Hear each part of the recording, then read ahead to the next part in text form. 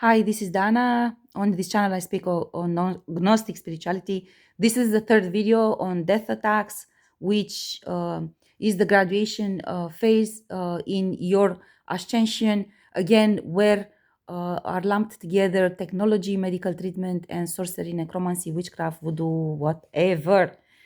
Okay, now this is, I hope, the last video. This is why I'm gonna go very fast through everything I have to say.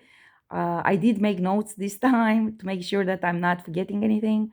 Okay, one other way to heal all of these attacks is food. It's very important. Sorcery is done on food. They call it food magic, kitchen magic, whatever. You need to make sure to understand that food is extremely important for you. Through this phase of this type of death attacks, you're not gonna eat a lot. You will understand that much of the food is being tampered with. So there are many type of foods that you cannot eat, and because it's a cellular level, DNA level healing, sometimes you need to go through long periods of time when you do not eat, or you only eat specific things, yeah, depending on whatever is being healed at that particular time in your body. So you need to divine guidance. You need to understand that, again, this attack is specific to Nazi time. And through food, poisoning was done, medication, drugs were being put in food for people. Bondages get activated by eating specific type of food, particularly if you eat traditional food of specific countries. Certain embodiments and bondages get activated instantly on you, because this is why they call them national dishes, because it's part of their national inheritance, and whatever is being national, it's put on it.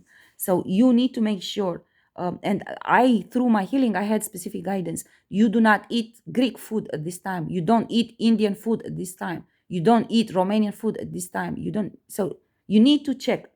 You don't need Spanish food at this time. So you need to check on that. Yeah. Remember that these attacks are part of the Nazi time, and it activates timelines. Yeah. You need to be very aware of this, that by eating that, you can open up portals on you. People were drugged, were tortured, and were programmed through food poisoning. Some portals you will close only if you do not eat at all. Yeah. There are portals in which the embodiment you carry was poisoned through food. That means whatever you eat, if that timeline is activated, whatever you eat, it's going to lead to your death. Why? Because it's being amplified by the technology which is lumped together with the sorcery and so on. So because of this, you'll receive guidance not to eat.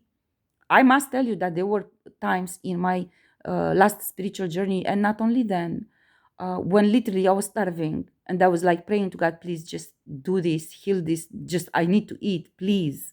So you need to understand. I had challenges when God would tell me not to feed Lucky for a long time. I couldn't, I was like, I need to feed him. I cannot look at him and not give him food. And God was saying, it's poisoning on it. For him, in this timeline, this food is poisoning. Don't give him food. Or don't give him this type of food. Yeah. Okay, so this is very important. You need to understand. This will also be not eating will be increasing your awareness in specific sense. Yeah. No animal protein whatsoever during this time, of course. No human hand should touch the food. You don't buy bread that was touched by others. You don't buy vegetables that were touched by others. Yeah. You only buy things which are pre-packed and so on. No substitutes for meat and animal protein products, because they have certain sorcery on it. Ideally, you don't sleep. This is also hard. The more you if you sleep, basically, the more you stay awake, the better awareness you have. There's huge power in technology and can literally block your awareness and will make you sleep away. It is very important. If they do a jar magic on you while you sleep and you wake up and you don't understand, then you don't get guidance, and you need to move fast through this period. It's very important. So ideally you don't sleep, ideally you don't eat. No, I'm just asking you, ask guidance, because it's different from, for the same person is different from moment to moment, and from different people is different.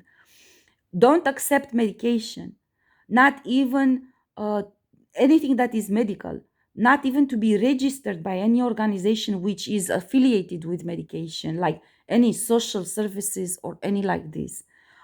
Remember that in Nazi timeline, in these were the concentration camps.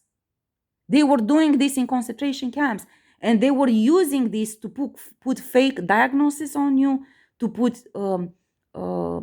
fake medication on you, to make fake identity documents on you, change your nationality, change your ethnicity, to create death documents on you, even if you were alive.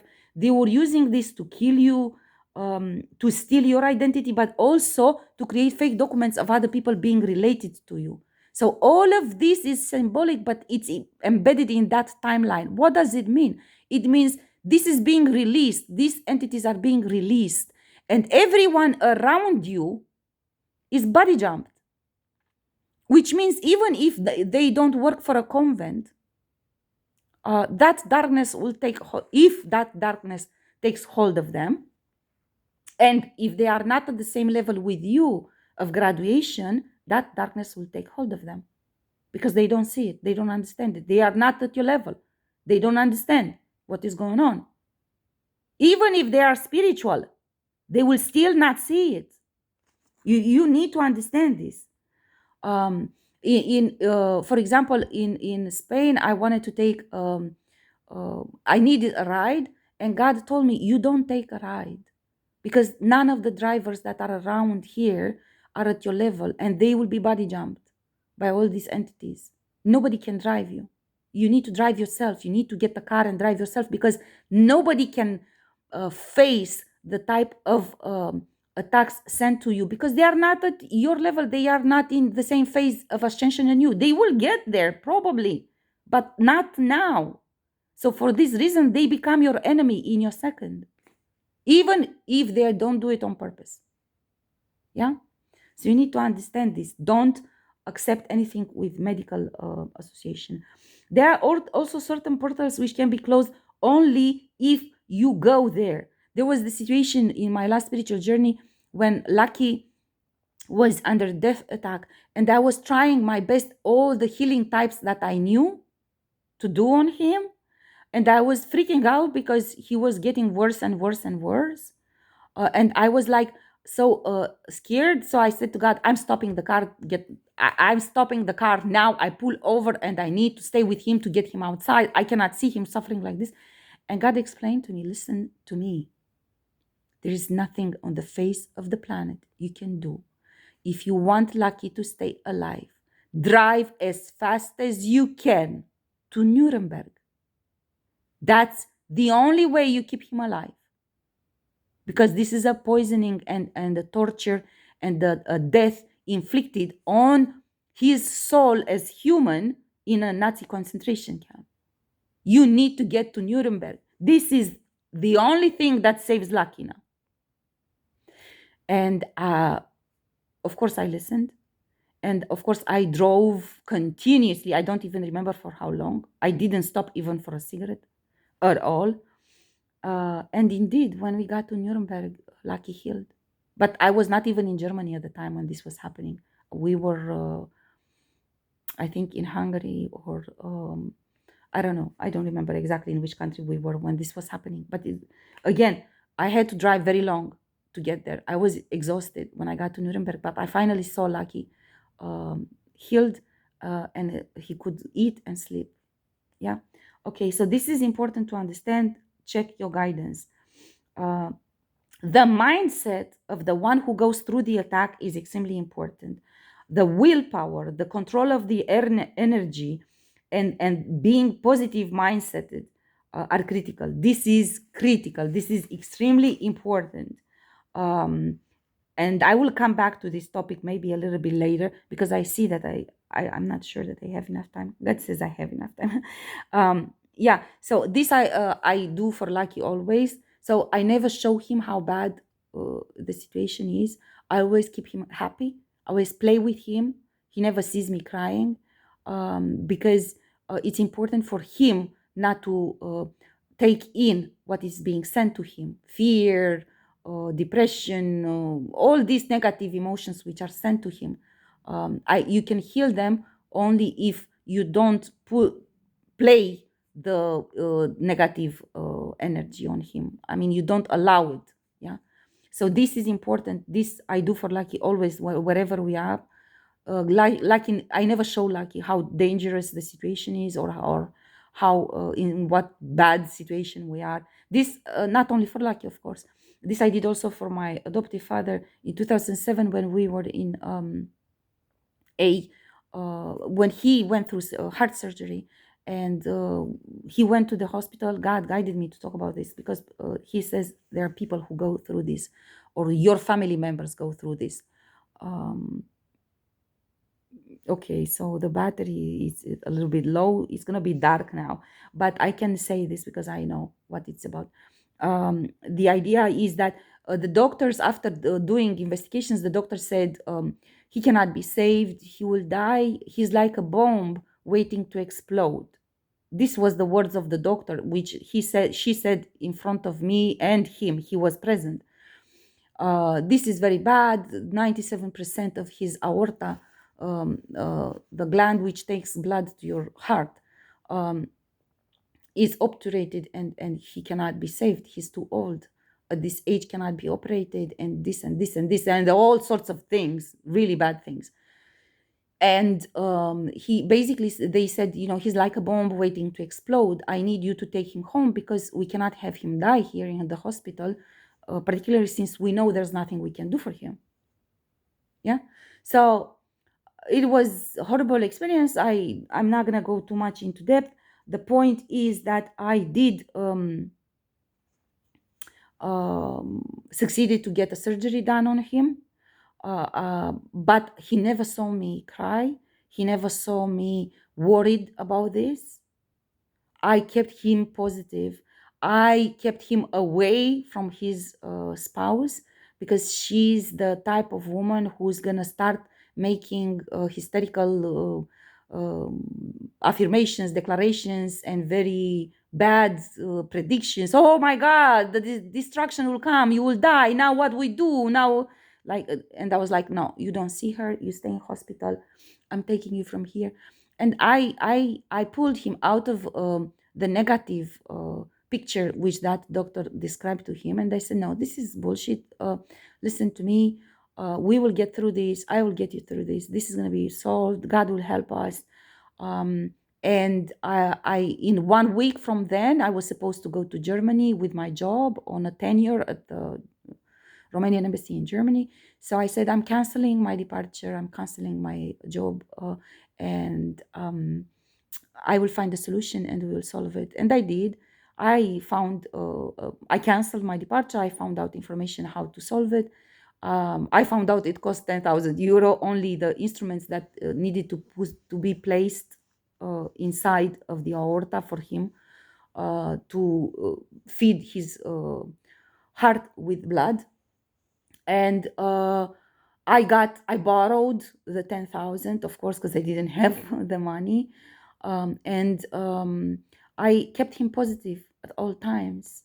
I kept him positive at all times. I always told him, listen, I don't want you to give in to this thinking this is stupid shit.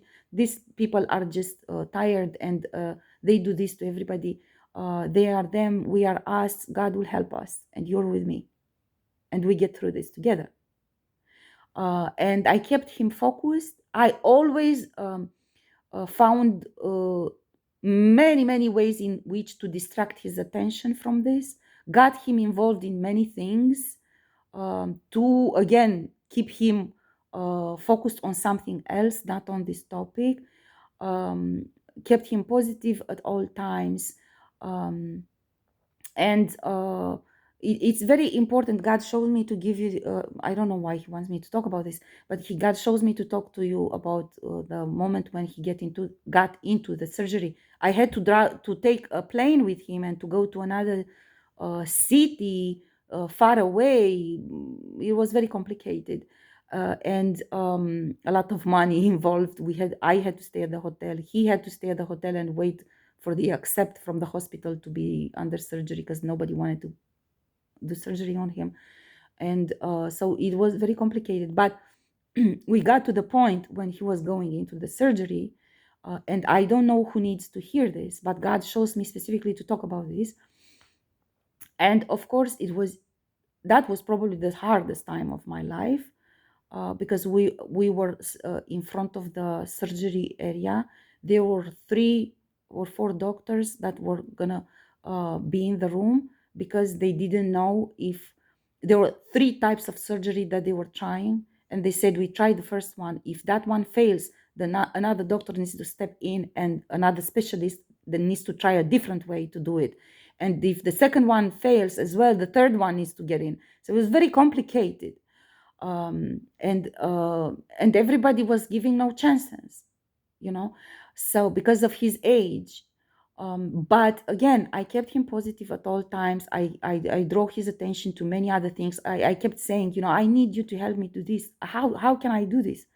Okay, we need to exchange money. Where do you think we can exchange money? Because the money I borrowed out of euro here in Romania, we need to pay lei. So all sorts of crazy things, anything that I could think of to draw his attention away from